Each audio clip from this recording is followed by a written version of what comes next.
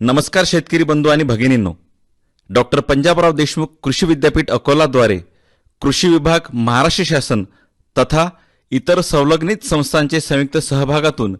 3 दिवसीय खरीप शिवार फेरीचे आयोजन दिनांक 20, 21 व 22 सप्टेंबर दरम्यान डॉक्टर पंजाबराव देशमुख कृषी विद्यापीठाच्या अकोला येथील प्रक्षेत्रावर करण्यात आले आहे।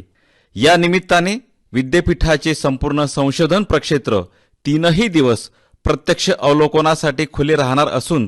पीकनिहाय, तंत्रज्ञाननिहाय संशोधक शास्त्रज्ञांकडून माहिती तर मिळणारच आहे, सोबतच शेतकरी शास्त्रज्ञ सुसंवादाचे देखील आयोजन करण्यात आले आहे। यंदाच्या शिवार फेरीत आपणाला तेलबिया पिके, नगदी पिके, डाळवर्गीय पिके, तृणधान्य पिके, फळ पिके, भाजीपाला पिके, शोभिवंत फुल पिके, सेंद्रिय शेतीचे विविध पैलू,